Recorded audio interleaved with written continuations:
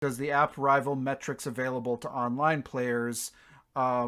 That must be a pretty unique experience for live players. So I'm wondering if you can just talk about what the app is, what that experience is like for a live player who has the app and is Yeah. engaging with this table.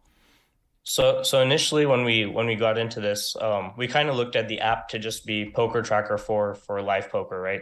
So Nice. if you play a lot of online, you kind of see poker tracker, you see the Oh stats. yeah. But then what we kind of realized really quickly is when we talk to these players in the card rooms, the live players most of the time have no clue what this data means. They don't know what to do with the information. They don't know, but they really want it, right? They look at a graph and like, oh my God, this is so cool. I can get better at the game. But then they don't want to sit there and study hours and hours of information on each hand or your stats and stuff like that. So we're now kind of working with these players to kind of get this feedback and say, how can we make kind of our own community of live players looking at data, right?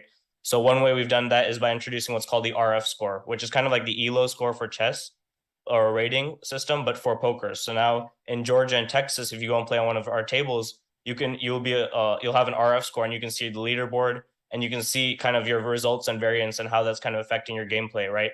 And you can kind of try to get to the top of the leaderboard because you have a low variance game where you performed really well or a high variance game and stuff like that, right?